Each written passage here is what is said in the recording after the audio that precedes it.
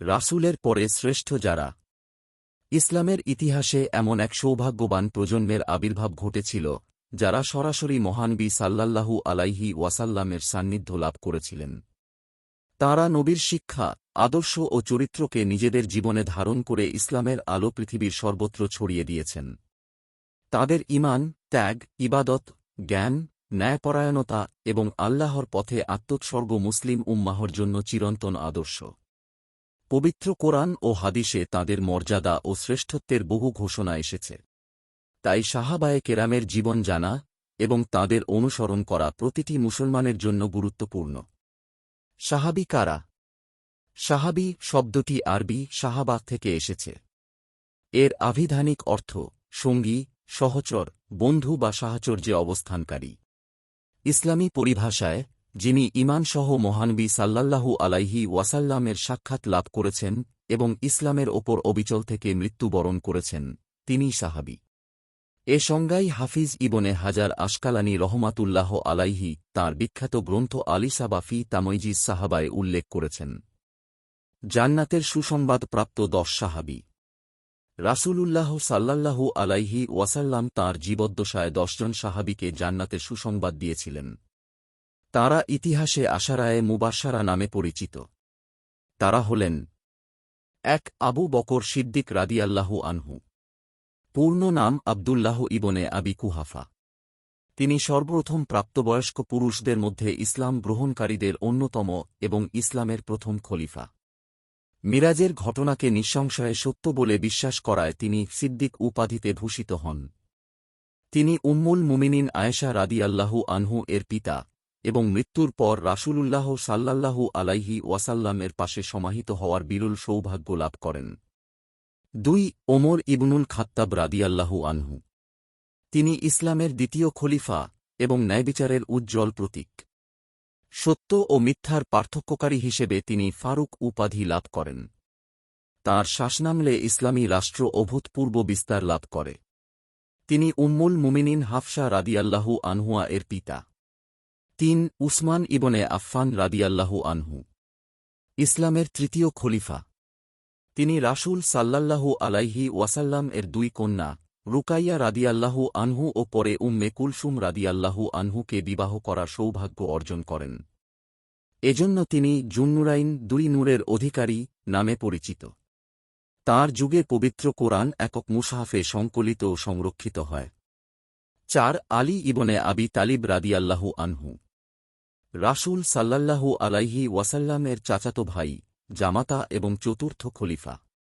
তিনি শৈশবেই ইসলাম গ্রহণ করেন এবং সাহস, জ্ঞান ও প্রজ্ঞার জন্য সমগ্র মুসলিম বিশ্বে সমাদৃত। 5 তালহা ইবনে উবাইদুল্লাহ রাদিয়াল্লাহু আনহু। প্রথম যুগের ইসলাম গ্রহণকারীদের অন্যতম। উহুদের যুদ্ধে রাসূল সাল্লাল্লাহু আলাইহি ওয়াসাল্লামকে রক্ষা করতে গিয়ে অসাধারণ বীরত্ব প্রদর্শন করেন।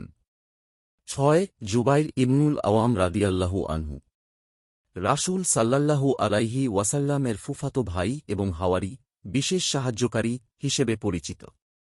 ইসলাম গ্রহণের পর কঠোর নির্যাতন সহ্য করেও তিনি ঈমানে অটল ছিলেন। 7 আব্দুর রহমান ইবনে আউফ রাদিয়াল্লাহু আনহু। অসাধারণ সফল ব্যবসায়ী এবং ইসলামের অন্যতম মহান দানশীল ব্যক্তি। তিনি ইসলামের জন্য বিপুল সম্পদ ব্যয় করেছেন। 8 সাদ ইবনে আবি ওয়াক্কাস রাদিয়াল্লাহু আনহু। তিনি ছিলেন ইসলামের অন্যতম শ্রেষ্ঠ বীর সেনাপতি। তাঁর নেতৃত্বে কাদিসিয়ার ঐতিহাসিক যুদ্ধে পারস্য সাম্রাজ্য পরাজিত হয়। 9 সাইদ ইবনে জাইদ রাদিয়াল্লাহু আনহু। তিনি প্রাথমিক যুগের মুসলমানদের একজন এবং খলিফা ওমর রাদিয়াল্লাহু আনহু এর ভগ্নিপতি ছিলেন। তাঁর জীবন ঈমান ও ত্যাগের উজ্জ্বল দৃষ্টান্ত। 10 আবু উবাইদাহ ইবনুল জাররাহ রাদিয়াল্লাহু আনহু। রাসূলুল্লাহ সাল্লাল্লাহু আলাইহি ওয়াসাল্লাম তাকে এই উম্মতের আমিন বিশ্বস্ত ব্যক্তি বলে অভিহিত করেছিলেন। তিনি ইসলামের অন্যতম শ্রেষ্ঠ সেনাপতি ছিলেন। সর্বাধিক হাদিস বর্ণনাকারী সাহাবীগণ। সাহাবায়ে কেরাম শুধু ইসলামের প্রচারই করেননি, তাঁরা রাসূলুল্লাহ সাল্লাল্লাহু আলাইহি ওয়াসাল্লাম এর হাদিস সংরক্ষণেও অমূল্য অবদান রেখেছেন। 1 আবু হুরাইরা রাদিয়াল্লাহু আনহু 5 374টি হাদিস বর্ণনা করেছেন।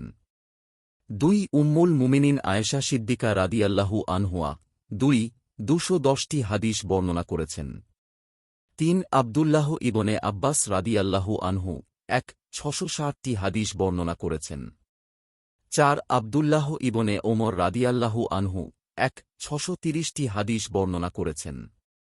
5 জাবির ইবনে আব্দুল্লাহ রাদিয়াল্লাহু আনহু 1 540টি হাদিস বর্ণনা করেছেন।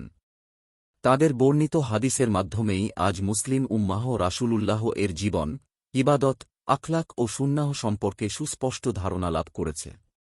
সাহাবায়ে কেরাম ছিলেন মানবজাতির সর্বোত্তম প্রজন্ম। তাঁরা নিজেদের জীবন, সম্পদ ও সর্বস্ব আল্লাহ ও তাঁর রাসূল সাল্লাল্লাহু আলাইহি ওয়াসাল্লামের সন্তুষ্টির জন্য উৎসর্গ করেছিলেন। তাঁদের ঈমান ছিল পাহাড়সন্দ্রী, চরিত্র ছিল নির্মল এবং জীবন ছিল কোরআন ও সুন্নাহর বাস্তব প্রতিচ্ছবি। বর্তমান যুগের মুসলমান যদি ব্যক্তিগত, পারিবারিক ও সামাজিক জীবনে সফল হতে চায়, তবে সাহাবায়ে কেরামের জীবনাদর্শ অনুসরণ করার বিকল্প নেই। তাঁদের ভালোবাসা, তাঁদের মর্যাদা রক্ষা এবং তাঁদের আদর্শকে জীবনে ধারণ করাই একজন মুমিনের ঈমানের দাবি। আল্লাহ তাআলা আমাদের সবাইকে সাহাবায়ে কেরামের পথ অনুসরণ করে ঈমানের সঙ্গে জীবন অতিবাহিত করার তৌফিক দান করুন। আমিন। আপনার একটি শেয়ার হয়তো কারও জীবন বদলে দিতে পারে। সাদকায়ে জারিয়া সওয়াব পেতে ভিডিওটি শেয়ার করুন। সোর্স: ইসলামী জীবন, কালের কণ্ঠ।